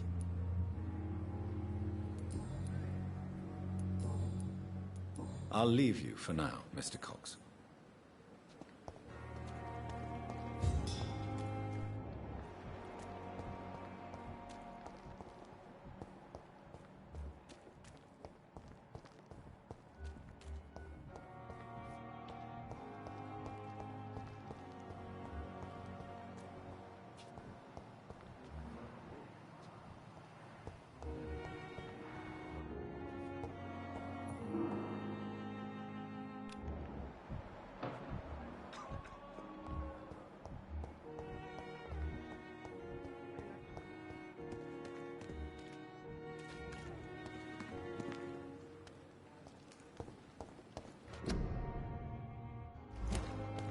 I cannot enter.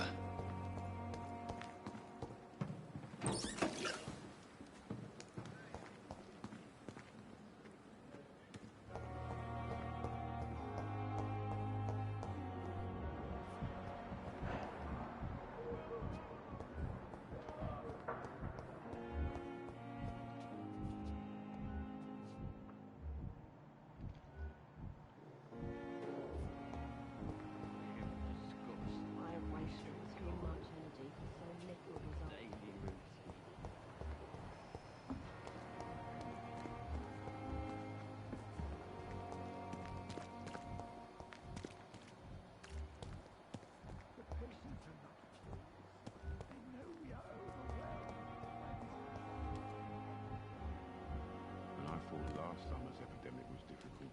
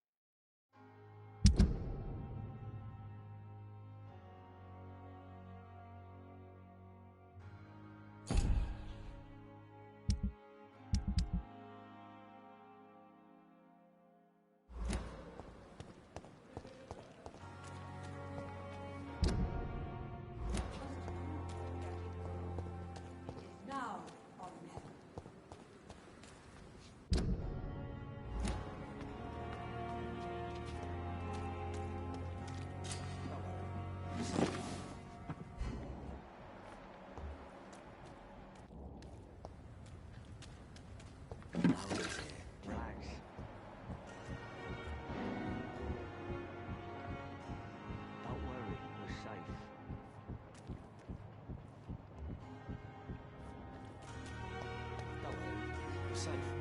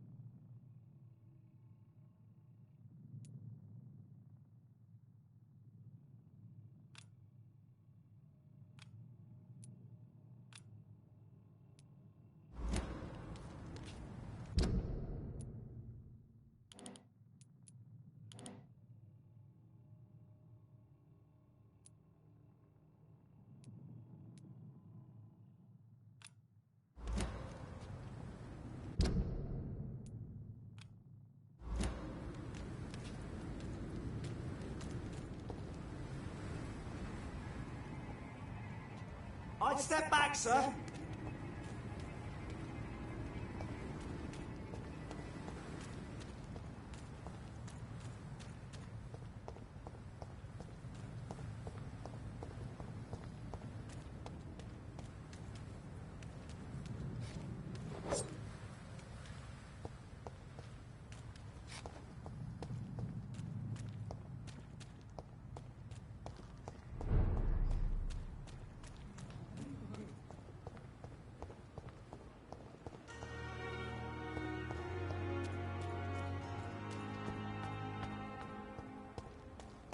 Don't worry, we're safe.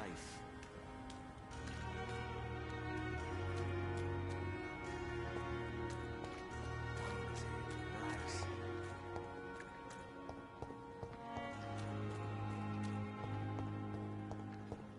It's locked, all right.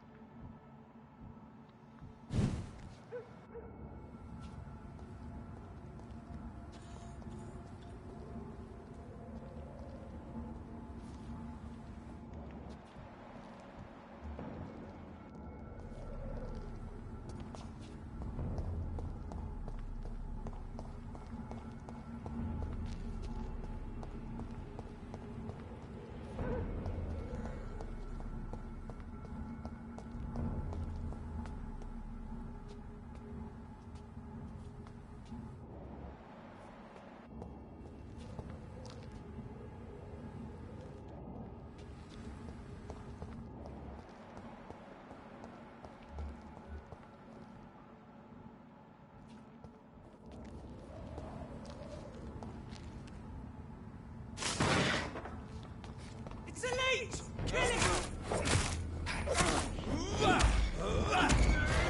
Elite spotted! Watch out, boys!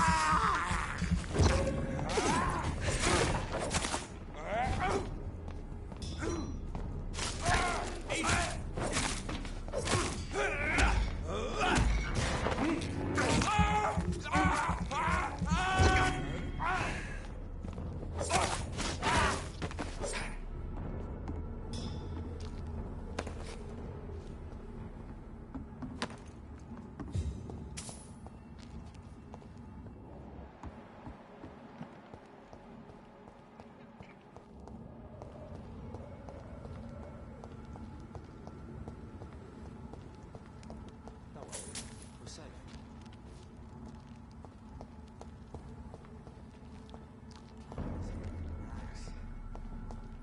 Turn around, sir. Are you bloody stupid?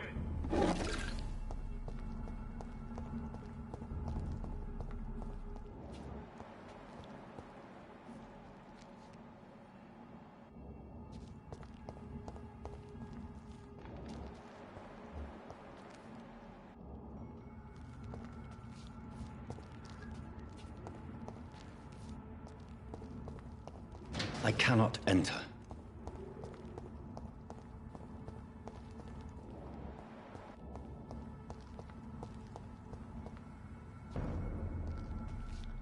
Sir, no civilians allowed. Stop now! Stupid fucking thief!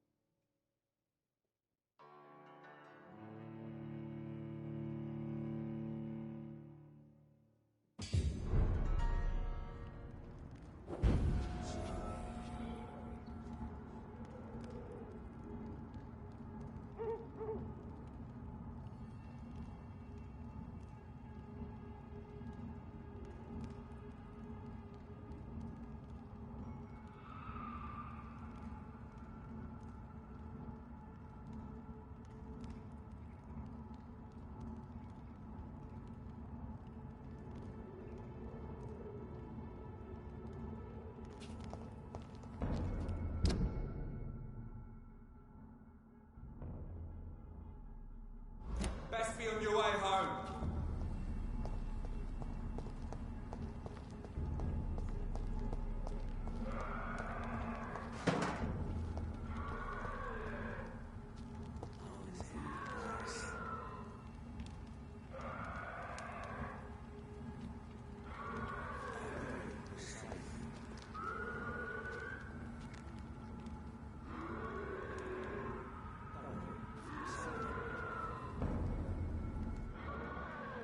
Step away, sir.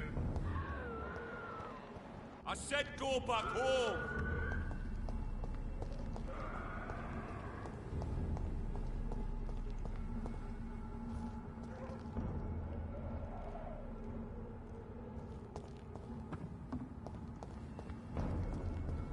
It's one of them!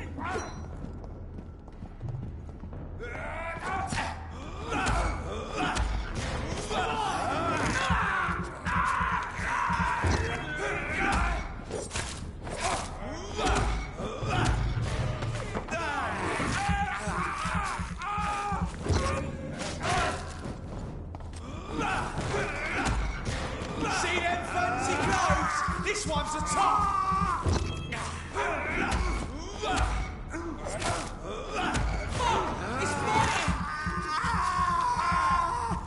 He's dead!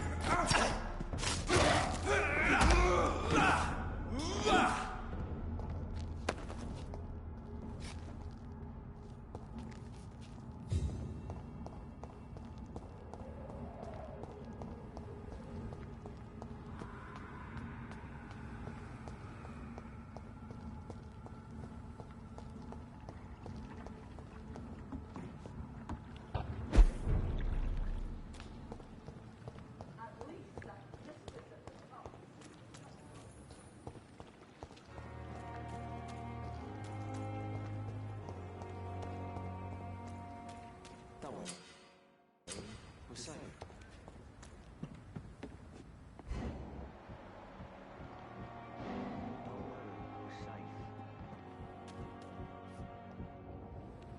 You're sure you don't come back with me? Nah, I have to see someone at the hospital. Be careful. You look so bad they may keep you as a patient. Fuck 'em. I don't like hospitals. Or doctors. Well then, when you go back to Whitechapel, you may find this useful. What is it? A pass for a free medical exam by the best nurse available. Just read it. I don't read well, but thank you, I guess.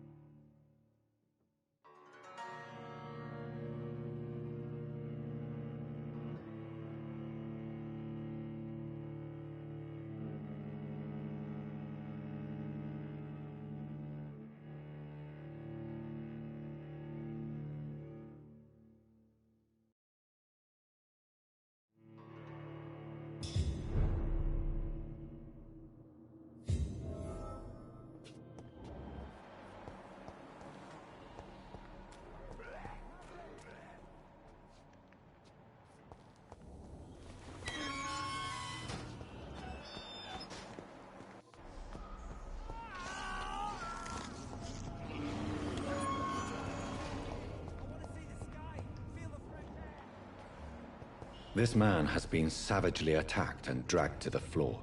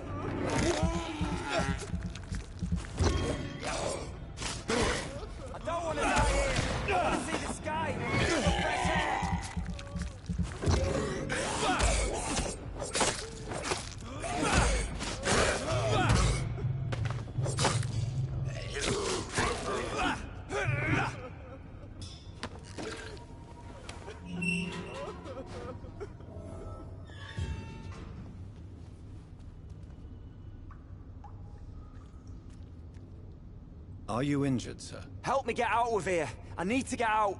I'm Dr. Reed, and I'd be glad to help you, but you must calm down first. Please, take a deep breath and tell me your name. Okay. I'm Oswald Thatcher. Please, I need to get out. All right, Mr. Thatcher, you're safe now. Do you think you can reach the street by yourself? Yes, I do. Good. Now leave this place and enjoy the cool night air. It's quite invigorating. I'm sure you'll feel better if you do.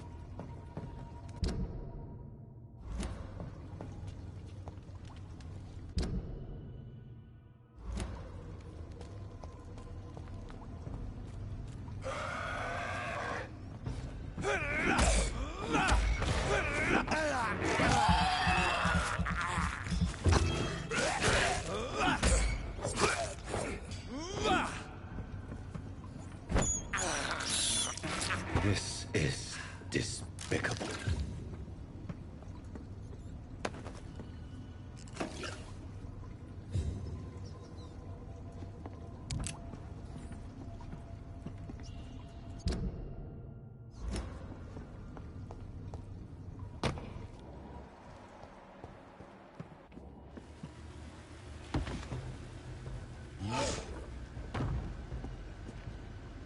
What sort of creature is this?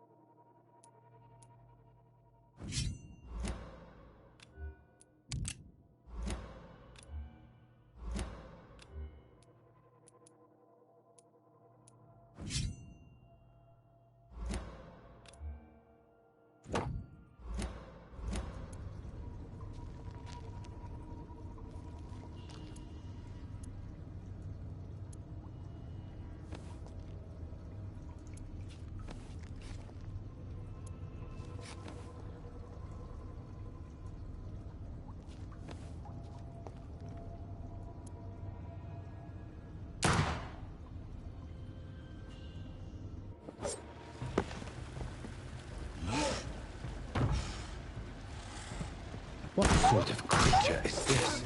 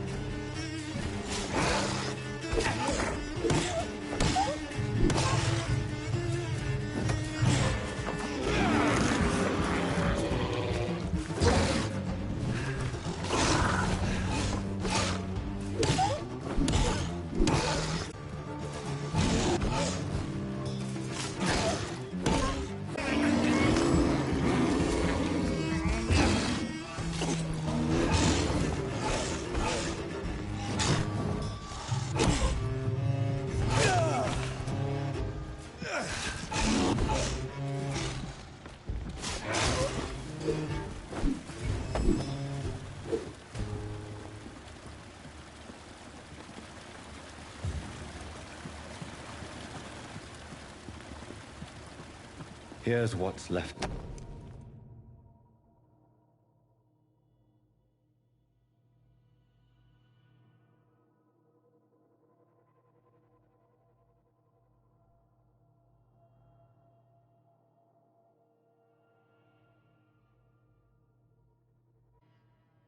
Some voucher for a free checkup in Whitechapel.